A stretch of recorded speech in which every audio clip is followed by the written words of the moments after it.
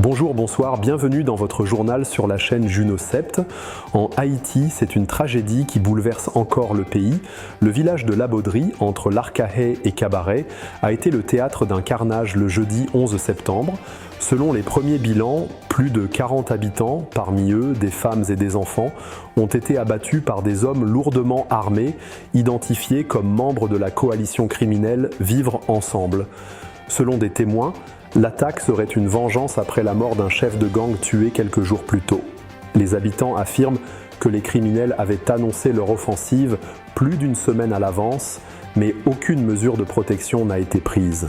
Une inaction qui soulève de vives interrogations sur la capacité de l'État haïtien à protéger sa population face à la terreur des gangs. Face à ce massacre, les condamnations internationales se multiplient. Les États-Unis, l'Union européenne, la France et l'Espagne dénoncent une attaque barbare et appellent à un soutien accru à la police nationale d'Haïti. Washington parle de gangs terroristes et le secrétaire général de l'ONU exhorte les États membres à renforcer rapidement la mission multinationale de sécurité. Pendant ce temps, les habitants de Larkahey craignent une nouvelle offensive et redoutent que la cité du drapeau ne soit bientôt prise pour cible. Aux États-Unis, l'émotion est encore vive après l'assassinat de Charlie Kirk. Le jeune influenceur conservateur pro-Trump a été tué lors d'un débat universitaire dans l'Utah. Son présumé meurtrier, Tyler Robinson, 22 ans, a été arrêté.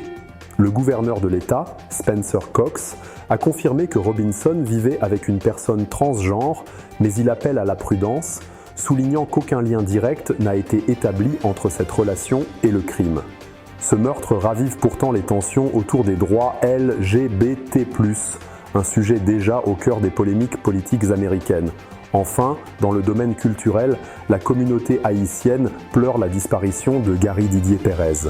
L'ancien chanteur des groupes Zenglen et Ozone a été inhumé ce samedi 13 septembre aux États-Unis après une longue bataille contre la maladie. Sa voix et son charisme laissent une empreinte indélébile dans l'histoire de la musique haïtienne. C'était votre journal. Merci d'avoir été des nôtres. Restez connectés pour la suite de notre programmation sur la chaîne Juno Sept.